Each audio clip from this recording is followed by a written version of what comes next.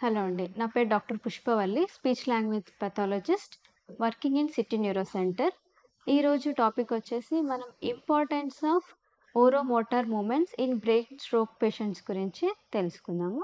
మెయిన్‌గా before going to oromotor movements అసలు speech production అనేది ఎలా అవుతుందో తెలుసుకుందాం. సో, స్పీచ్ మెకానిజం అనేది మన ఎయిర్ అనేది గాలి అనేది చాలా ఇంపార్టెంట్ మనం మాట్లాడేటప్పుడు.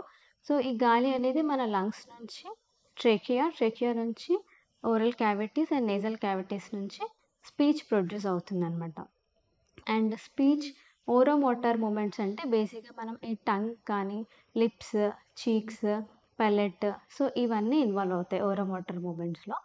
సో, మెయిన్‌గా ఎప్పుడైతే స్ట్రోక్ పేషెంట్స్‌లో మనం చూసినట్లయితే కొందరికి మూతి వంకర పోవడం, నాలుక వంకర పోవడము అలా చూస్తూ ఉంటాం.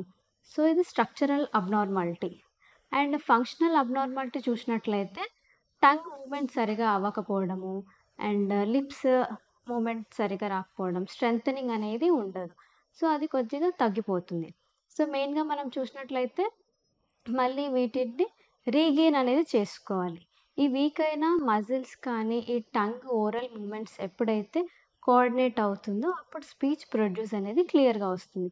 ఇది ఎప్పుడైతే ఫంక్షనింగ్ అనేది ఎఫెక్ట్ అవుతుందో అప్పుడు మనకి స్పీచ్ ప్లస్ స్వాలోయింగ్ కూడా ఎఫెక్ట్ అవుతుంది. కొందరికి నీళ్ళు తాగేటప్పుడు స్ట్రోక్ తర్వాత మూవ్‌మెంట్ అవ్వకపోవడం వల్ల అది రైట్ సైడ్ కానీ, లెఫ్ట్ సైడ్ గానీ కారుతూ ఉంటదని చెప్తుండ్రు.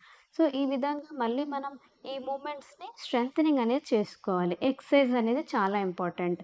లైక్ మళ్ళీ టంగ్ వీక్ అయినప్పుడు ఈ tongue strengthening exercises, lip strengthening exercise చేసుకుంటూ మళ్ళీ మనము ఈ స్పీచ్ కానీ, స్వాలోయింగ్ కానీ రీగెయిన్ చేసుకొని మళ్ళీ మంచిగా మాట్లాడుతూ సేఫ్టీగా స్పీచ్ ఆహారం అనేది తీసుకోవడానికి ఉపయోగపడుతున్నాయి.